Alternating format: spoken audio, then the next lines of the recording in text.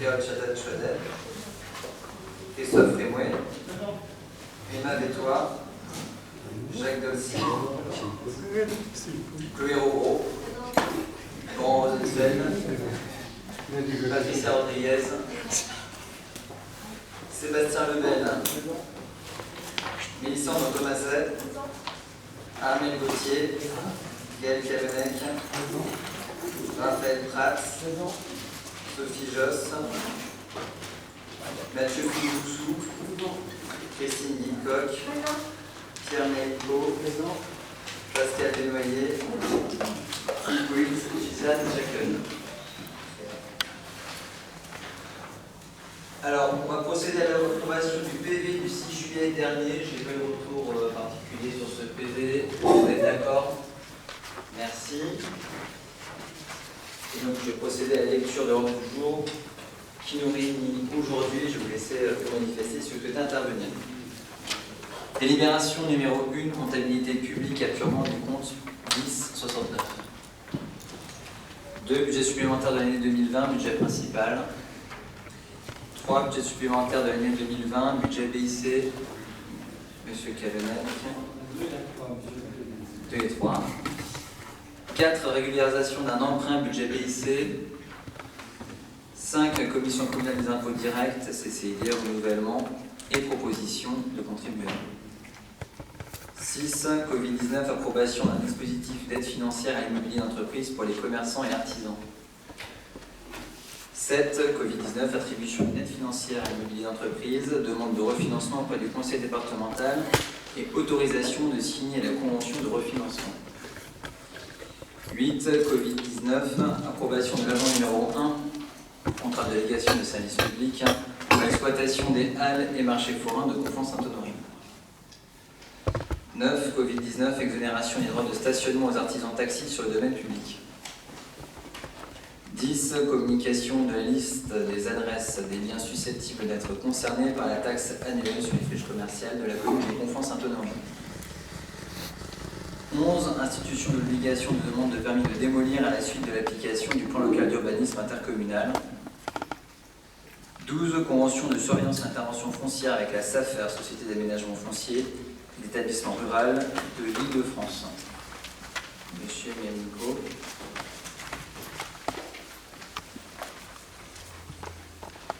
13, CUGPSLO, transfert de propriété du centre aquatique à la communauté urbaine Paris-Seine-et-Oise, dans le cadre du transfert de compétences. Monsieur Miamico. 14, mise en place du régime indemnitaire tenant compte des fonctions, des suggestions, de l'expertise et de l'engagement professionnel dans plusieurs cadres d'emploi de catégorie A. 15, mise en conformité du tableau des emplois, création d'un emploi fonctionnel de directeur, directrice générale adjointe des services à la population. 16, mise en conformité du tableau des emplois, suppression d'un poste d'attaché catégorie A à temps non complet, création d'un poste d'attaché catégorie A à temps complet, filière administrative. 17, mise en conformité du tableau des emplois, création d'un poste d'attaché, filière administrative ou professeur d'enseignement artistique, filière culturelle au sein du conservatoire Georges Gershwin. 18, mise en conformité du tableau des emplois, création de 2 postes d'agent de police municipale à temps complet. 19, attribution de véhicules de service à des agents de la commune. Madame Guilcoq, pardon.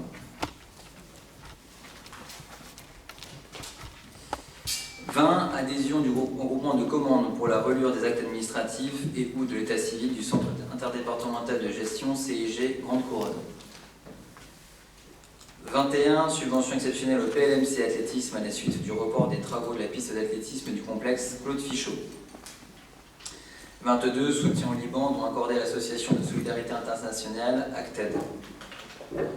23, partenariat culturel conclu entre les départements des Yvelines et des Hauts-de-Seine et la ville de Conflans-Sainte-Honorine dans le cadre du PASS+.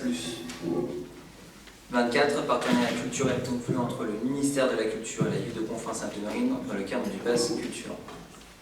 Et on finira avec les questions orales. Je vous propose donc de reprendre l'ensemble des points à l'ordre du jour, à commencer par la délibération numéro 1 sur la comptabilité publique, apurement du compte 1069. Je vais laisser la parole à l'adjoint de finances pour la présentation. Youssef Minervo. Merci Monsieur le maire. Première délibération assez technique, en fait, qui revient en 97, lors de l'introduction de l'instruction M14, une erreur de traitement comptable des rattachements de charges a conduit le comptable public à procéder à une régularisation non budgétaire de ces charges, techniquement et comptablement par le débit du compte 1069 à hauteur de 1 million d'euros, 365 844 et 49 centimes. L'appurement de ce compte n'a jamais été réalisé, mais il est désormais obligatoire dans le cadre préparatoire de la généralisation de la nouvelle nomenclature comptable, la M57. Il convient donc de procéder à cette régularisation par une opération d'ordre semi-budgétaire.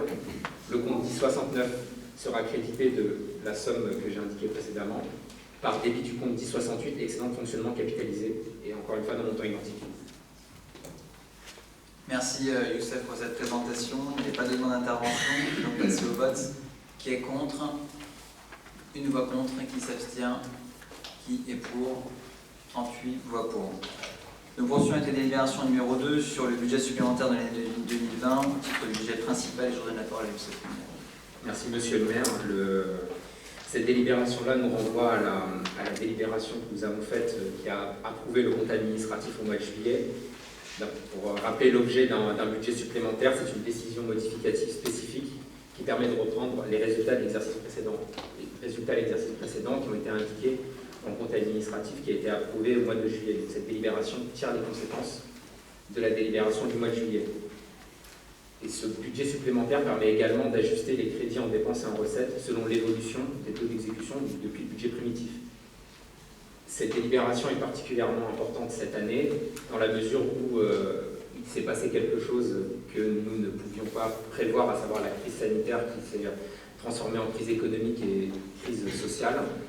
Et le budget supplémentaire est l'occasion de prévoir tous ces ajustements d'un point de vue budgétaire.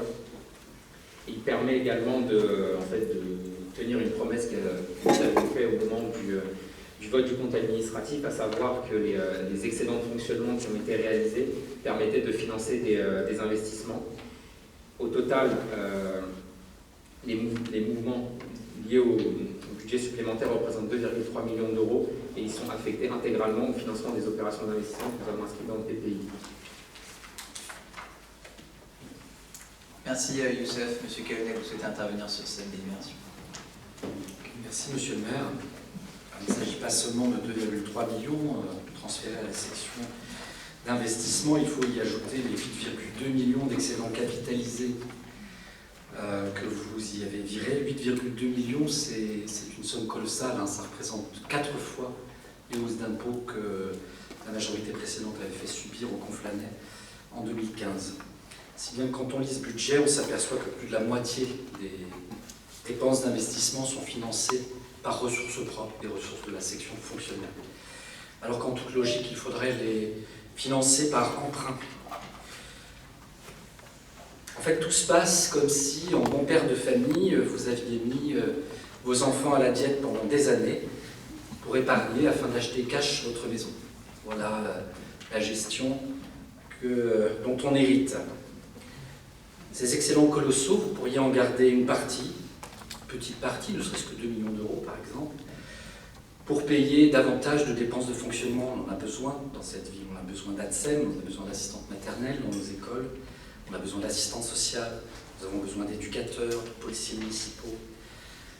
Lors de ce week-end de la journée du patrimoine, les Conflanais ont pu découvrir la péniche Jacques cernée de déchets plastiques, comme de coutume. Il nous faudrait naturellement du personnel pour nettoyer les berges, etc. Et puis en gardant ne serait-ce que 2 millions d'euros à côté, vous pourriez investir immédiatement 40 millions en empruntant sur 20 ans. Ces 2 millions seraient suffisants pour rembourser les annuités de la dette sans vous retrouver à découvert à la fin de l'année. Et il vous resterait encore près de 2 millions d'excédents. Nous avons besoin d'investir. Nous avons besoin d'investir dans les écoles, les stades, créer une nouvelle crèche, un réseau d'assistantes maternelles, créer un nouveau centre culturel polyvalent au centre-ville, des lieux de rencontre pour les jeunes. Les besoins ne manquent pas dans cette cité.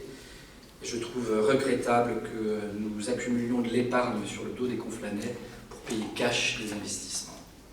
Voilà, c'est la seule remarque que nous pouvions vous faire. Donc nous voterons contre, naturellement, ce budget rectificatif. Peut-être une petite question, tout de même, on se félicite de ce que vous avez augmenté de 1,4 million les investissements dans les immobilisations corporelles. Je lis à la ligne 21 318 que vous investissez davantage 1,4 million dans un autre bâtiment public. Pouvez-vous nous expliquer la nature de cet investissement, monsieur Mignon, s'il vous plaît? Youssef, vous pouvez me réindiquer la ligne, s'il vous plaît. 21 318 en dépenses d'investissement.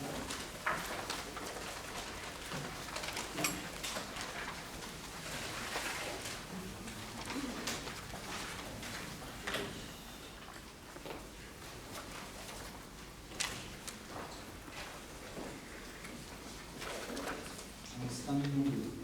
280 700 euros.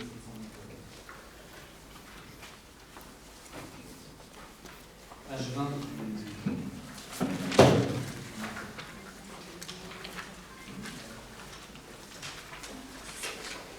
Ouais, je peux déjà répondre si je me permets.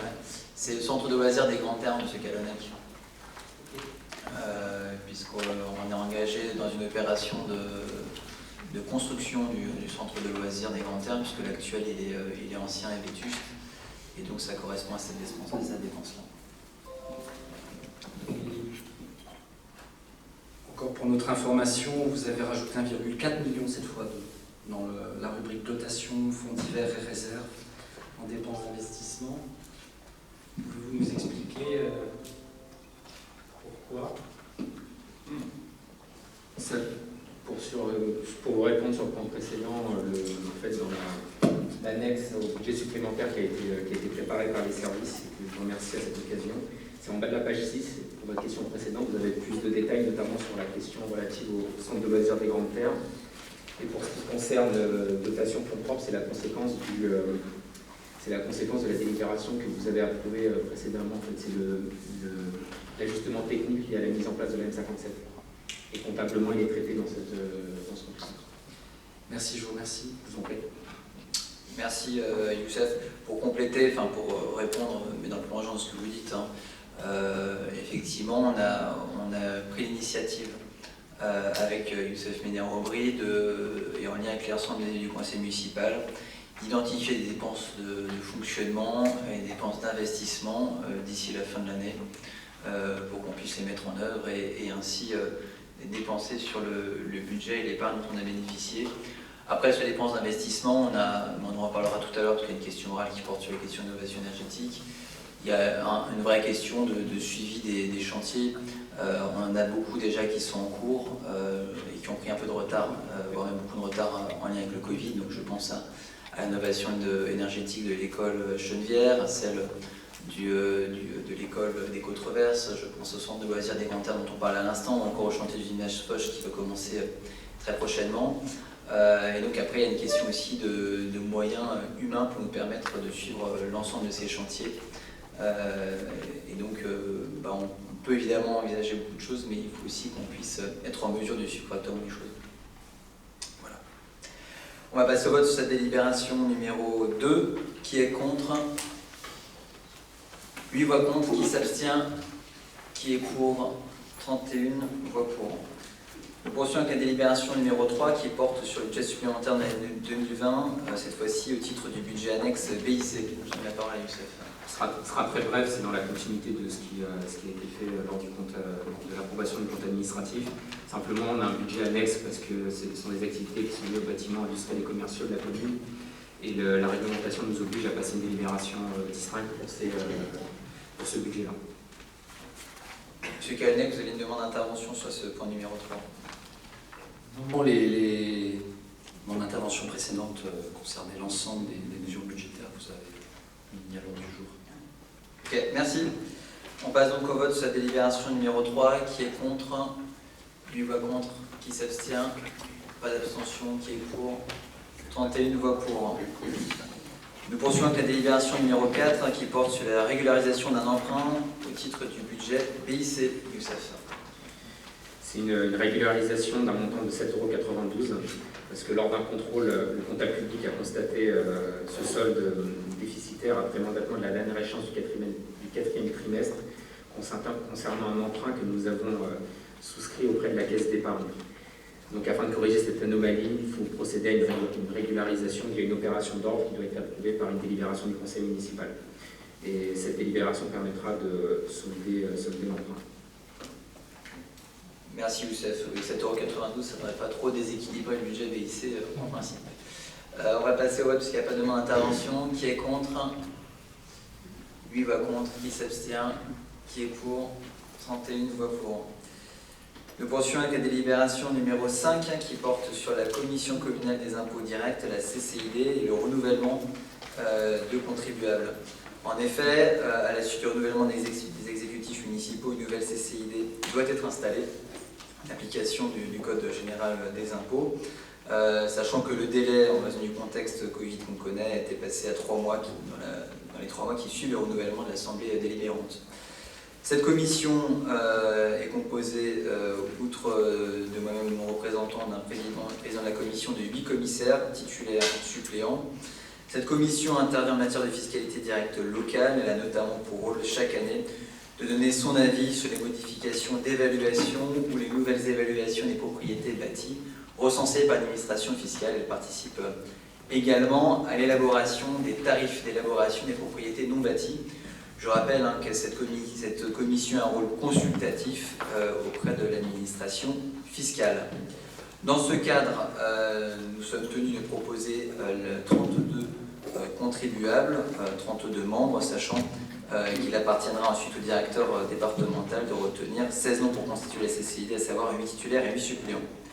Sont proposés les noms suivants: commissaire titulaire, Madame Régine Maréchal, Monsieur Jean Trouadec, Monsieur François Deportes, Monsieur Fabrice Devos, Monsieur Michel Riffaut, Madame Simone Simonin, Madame Martine Lebar, Monsieur René Carrel, Monsieur Fernando Meques, Madame Lucienne Larocque, Madame Awa Ayakoua Diaoun, Madame Nassima Seili, Madame Caroline Corsi, Monsieur Sébastien Gauthier, Madame Morgane Léonard et Monsieur Alain Declercq, qui est en commissaire suppléant, Monsieur Yanis Ben Slimane, Monsieur Jackie Chamaillard, Monsieur Laurent Letulle, Madame Maria Demoura, Madame Fatima Nasri, Madame Céline Rémouet, Madame Jacqueline Vermeil, Monsieur Yvon Hervé, Monsieur Hugo Schmitz, Madame Jeanne-Marie Roch, Monsieur Christian Debrunier, Madame Danielle Maillot, Monsieur Mehdi Habib Benham Rahman, Madame Simone Bernot, Monsieur Laurent Ferreira et enfin Madame Evelyne Hervé. Il n'y a pas de demande d'intervention sur cette délibération. J'ai oublié de... Ouais, je vous en prie, Monsieur Calonec. Merci, Monsieur le maire.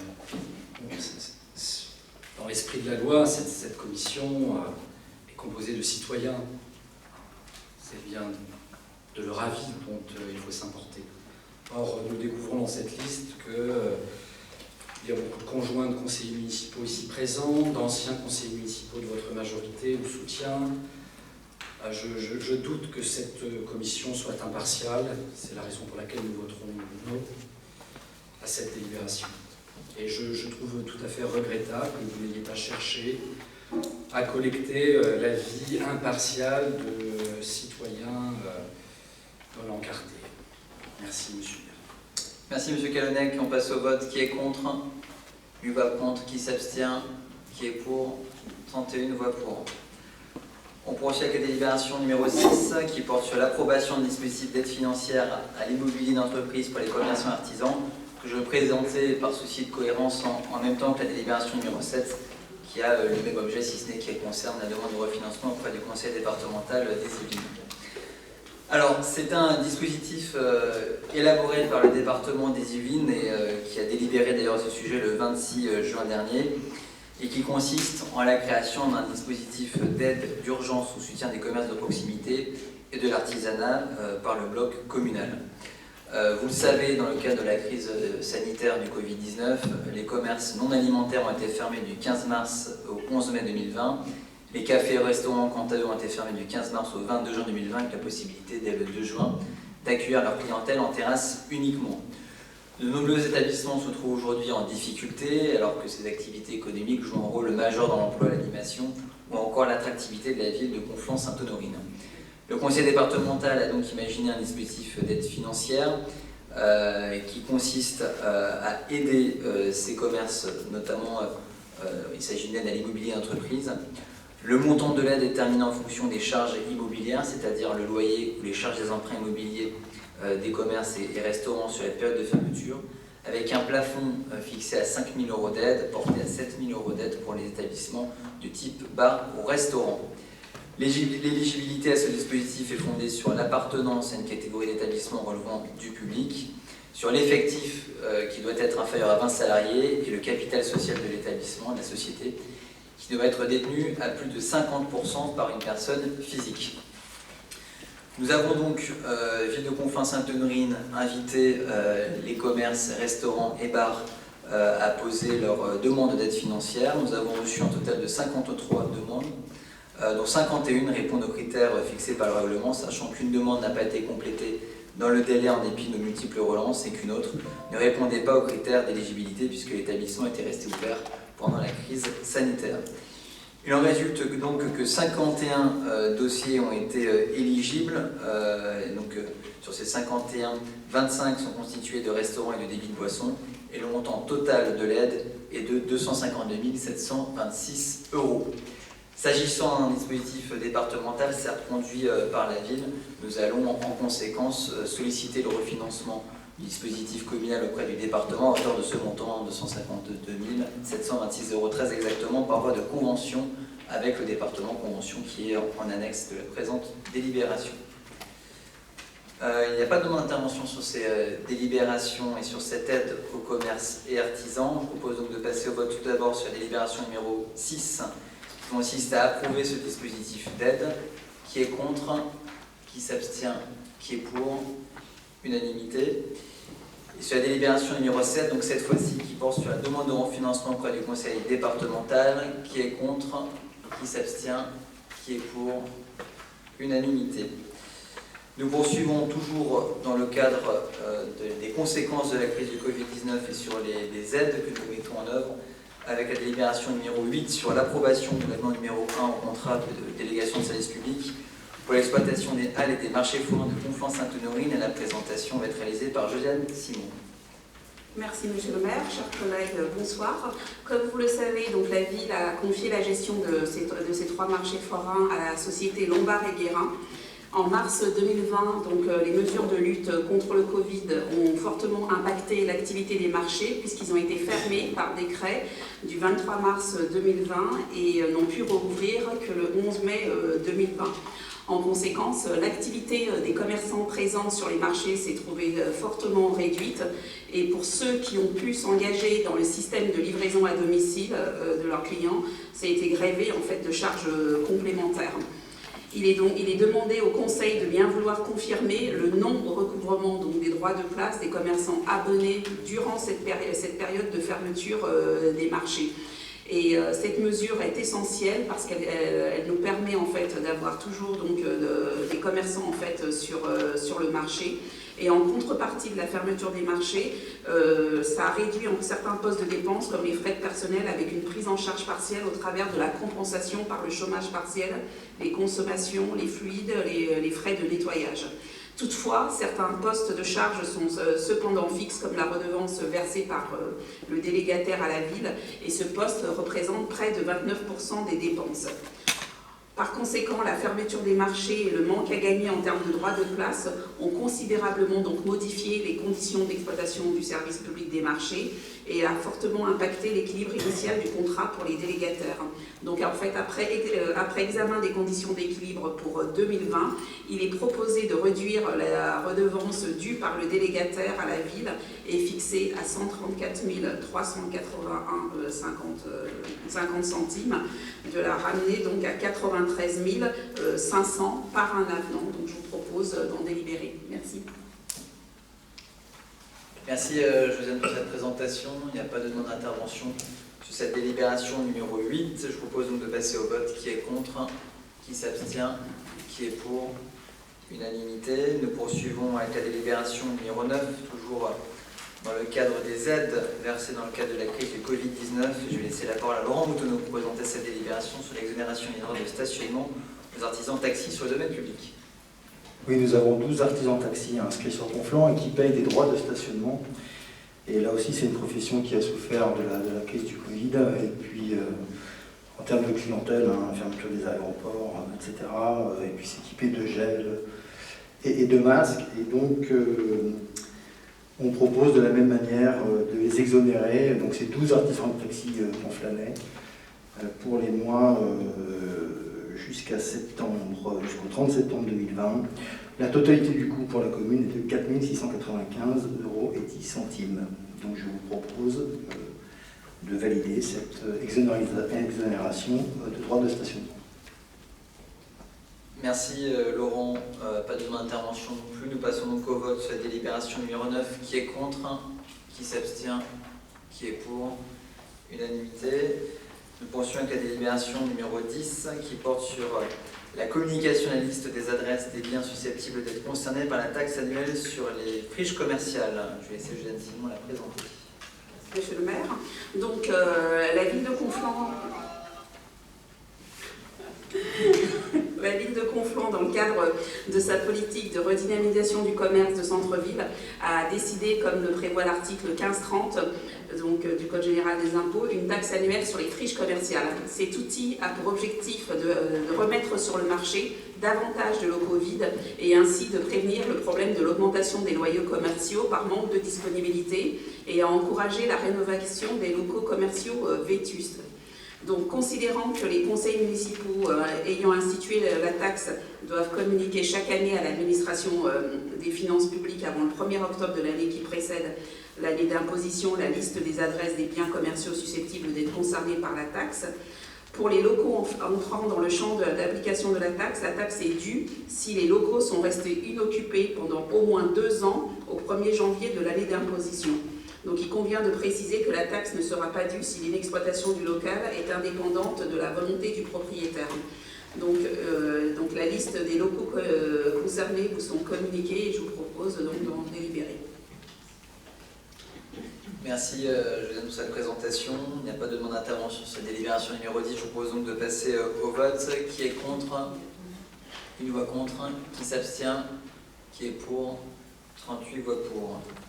Nous poursuivons avec la délibération numéro 11 portant sur l'institution, il y a une petite coquille, de l'obligation de demande de permis de démolir à la suite de l'application du plan local d'urbanisme intercommunal. Et je vais laisser la parole à Jean-Jacques Husson, adjoint d'urbanisme, pour la présentation. Merci Monsieur le maire. La ville de Conflans-Sainte-Honorine dispose d'un certain nombre de bâtiments de qualité architecturale, historique ou culturelle, d'échelles différentes et répartis sur l'ensemble du territoire. Néanmoins, il peut apparaître important pour de simples raisons de sauvegarde du patrimoine restant de rester vigilant à toute opération de démolition sur le territoire communal. Aussi, il convient d'étendre sur l'ensemble du territoire communal le périmètre dans lequel le dépôt d'une demande de permis de démolir sera exigé en application des articles 41.3 et 421.27 du Code de l'urbanisme. Merci de votre attention. Merci Jean-Jacques pour cette présentation. Il n'y a pas de demande d'intervention. Il faut donc passer au vote de cette délibération numéro 11. Qui est contre? Qui s'abstient? Qui est pour? Unanimité. Nous poursuivons avec la délibération numéro 12, cette fois-ci sur la convention de surveillance et d'intervention foncière avec la SAFER de l'Île-de-France. Je vous donne la parole à Jean-Jacques Husson pour la présentation. Merci Monsieur le maire. La SAFER de l'Île-de-France est une société anonyme sans but lucratif investie de missions de service public, de diagnostic de territoire jusqu'à la réalisation d'opérations foncières. Elle joue un rôle essentiel dans l'aménagement du territoire rural et urbain francilien. Elle accompagne ainsi les collectivités territoriales ou porteurs de projets publics et privés pour la mise en œuvre de leurs projets opérationnels ou leur politique foncière. Elle a un droit de préemption en cas d'aliénation à titre onéreux des terrains situés en zone agricole ou en zone naturelle et forestière. Ces terrains échappant au contrôle direct par droit de préemption urbain de la commune qui se cantonne aux zones urbaines ou à urbaniser. Il arrive ainsi que des acquéreurs ayant acheté parfois au prix fort une telle parcelle tentent de réaliser des travaux et de s'installer sur celle-ci en contravention avec le droit de l'urbanisme. Ces difficultés s'additionnent avec des enjeux de sécurité, certains de ces terrains en zone agricole, naturelle et forestière étant situés au-dessus de carrières et donc susceptibles d'effondrement en cas d'occupation irrégulière du sol. Des cas récents ont notamment eu lieu dans la zone des Bournouviers en 2019 avec un traitement a posteriori de l'émergence du problème. Or, la ville pourrait anticiper et prévenir ces situations par un travail de coopération avec la SAFER et l'Île-de-France, qui propose aux communes des conventions de surveillance et d'intervention foncière en vue de protéger et valoriser les espaces naturels et ruraux du territoire, notamment par une activité de conseil, de partage d'informations sur les déclarations d'intention d'aliéner reçues par la SAFER. Les terrains ainsi acquis par la SAFER doivent être ensuite rétrocédés sous 5 ans, soit des porteurs de projets répondant au cahier des charges de la SAFER, soit à la commune elle-même. Cette convention est passée à titre onéreux via un forfait de 1 000 € majoré des frais de gestion. Cette convention se renouvellerait tacitement tous les ans au 1er janvier dans les mêmes conditions, sauf dénonciation par l'une ou l'autre des parties selon les conditions prévues contractuellement. Merci. Merci Jean-Jacques pour la présentation. Monsieur Ménico, vous souhaitez intervenir sur la délibération.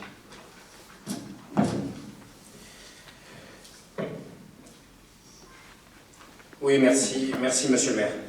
Monsieur le maire, cette délibération soulève les problèmes fonciers rencontrés par notre commune. Il ne s'agit pas simplement de traiter ici les enjeux agricoles, mais également les problématiques liées à l'ordre et à la sécurité. L'exercice du droit de préemption est un outil qui permettrait d'y remédier en faisant appel à la SAFER. Pour ma part, je mettrai une condition afin d'éviter une dépense inutile dans ce type de convention une fois signée. La condition serait de vous engager formellement ce soir, autour de la table de ce conseil municipal, à présenter un rapport d'exercice de la dite convention à la fin de la période annuelle, soit en octobre 2021, et de penser à son renouvellement éventuel. Cela dit, nous estimons que ce n'est pas cette dite convention qui permettra d'éradiquer, par exemple, l'urbanisation sauvage, les chantiers illégaux, les divisions foncières en cœur d'îlot, entraînant toujours un petit peu plus la suppression des espaces verts, les divisions de maisons individuelles, la lutte contre les marchands de sommeil et les transformations de débarras en logements. Tout cela se pratique à une grande échelle dans la ville de Conflans et vous n'y avez jamais remédié, ou si peu. Nous ne vous avons pas entendu beaucoup, monsieur le maire, sur ces sujets, ou si peu, concernant tous ces mots urbains. Vous ne vous êtes pas vraiment engagé en vue de lutter contre ces problèmes urbains, car votre politique urbaine, monsieur le maire, repose essentiellement sur la course acharnée à la promotion immobilière. Vous vous inscrivez purement, monsieur le maire, et simplement dans la continuité de votre premier mandat. Quant aux espaces agricoles, pour y revenir, nous regrettons que dès votre arrivée aux responsabilités en 2014, vous ayez modifié le PLU. Vous avez placé de nombreuses parcelles agricoles en zone constructible et en zone à urbaniser. Beaucoup de ces dites parcelles ont été construites, à savoir par exemple au niveau de la rue du Maréchal Joffre, comme à proximité donc, du gymnase, ou encore au niveau de la rue Arnoux-Crapotte. Vous aurez donc du mal, monsieur le maire, à vous faire passer pour le petit père des espaces agricoles. Par ailleurs, et au regard de la délibération numéro 11 juste avant, vous restez le premier démolisseur de la ville, avec ou sans permis de démolir. Tous ces terrains agricoles que vous avez urbanisés faisaient valoir de leur passé rural et traditionnel. Vous avez complètement cassé, monsieur le maire, le bon bilan urbain de vos prédécesseurs, soucieux d'harmoniser les espaces agricoles avec les espaces urbanisés. Vous avez en général, monsieur le maire, laissé place à la spéculation, à la gentrification et à une densification urbaine sans signification, ou plutôt à une banlieue dortoir, et bien souvent au détriment des espaces agricoles et des espaces non bâtis. Alors, nous ne voterons pas évidemment contre cette délibération, mais nous vous demanderons des comptes dans un an et nous vous interpellerons à ce sujet en vue d'apprécier les premiers résultats au regard de cette dite convention qui sera adoptée ce soir. Voilà, je vous remercie, monsieur le maire. Merci, monsieur Malinko. Ça fait beaucoup de reproches pour un seul homme, quand même. Je vais essayer de donner quelques éléments. Alors, vous avez été quand même bien au-delà de l'objet de la délibération, parce que là, vous parlez de la politique globale d'urbanisme, et ce n'était pas complètement l'objet de cette convention. Parce que la convention, vous l'avez notée, ne porte que sur les zones A et N du plan local d'urbanisme ou intercommunal, et vous avez été bien au-delà de ce zonage. L'idée de la convention, il faut rappeler quand même le cadre, hein, c'est de lutter contre les constructions sauvages. On peut constater sur certaines de ces zones, je crois que dans la délibération, l'exemple a été donné sur le chemin des Bons-Louviers. Et il est vrai qu'aujourd'hui, nous n'avons pas de moyens suffisants pour lutter contre ces constructions sauvages. Et nous espérons que cette convention avec la SAFER nous permettra dans une certaine mesure d'avoir un moyen d'y remédier et de lutter contre ces phénomènes de construction sauvage. Et d'ailleurs, bon, moi j'ai pas de problème par rapport à votre question sur le fait d'établir un rapport annuel qui permettra d'apprécier si ça fonctionne, sachant qu'il y a une vraie demande de la part des riverains des parcelles concernées qu'on puisse avoir des moyens d'intervention. Ensuite, je ne me suis pas du tout retrouvé dans votre propos, que j'ai trouvé très subjectif, très partisan, sur la politique d'humanisme menée par la ville depuis 2014. Je me retrouve vraiment pas dans votre propos. Alors, je trouvais que c'était assez approximatif et finalement avec peu d'exemples d'illustration. Quand je regarde ce qui se passe autour, donc citer des communes juste à côté, Herblay, Achères, on peut même aller jusqu'à Poissy, on voit qu'on a beaucoup de constructions. Au contraire, Conflans-Sainte-Honorine, on a des constructions somme toute assez limitées, aussi bien en nombre de projets qu'en nombre total de logements. La politique, quelle est-elle? C'est d'avoir une politique d'urbanisme toujours harmonieuse et qui essaie dans une certaine mesure d'accompagner des grands projets d'aménagement urbain. Ce sera le cas sur Paul Brard, ce sera un peu le cas dans le centre-ville, même si c'est qu'une trentaine de logements. Mais la voici cette politique, c'est pas de la politique de construction massive de logements, contrairement à ce qu'on aurait pu penser en écoutant votre propos. J'ai eu l'impression de ne pas reconnaître ma ville dans ce que vous avez dit. Sur le permis de démolir, sur ce qui est marqué précédemment, oui, il y a toujours des permis de démolir. On a eu l'impression dans votre propos qu'on s'arrogeait le droit de démolir des bâtiments sans permis de démolir, mais non, heureusement, la réglementation est là très encadrée et c'est fort heureux.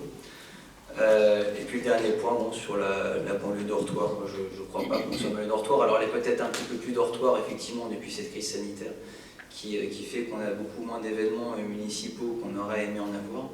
Mais je ne pense pas du tout que Conflans puisse être considéré comme une ville dortoir, bien au contraire. On voit une certaine dynamique, on voit beaucoup de familles, beaucoup de jeunes ménages, beaucoup de primo-accédants qui viennent s'installer ici à Conflans-Sainte-Honorine. Et il me semble que c'est bien la preuve que ces familles sont à la recherche d'une commune dynamique et qui correspondent à leurs besoins.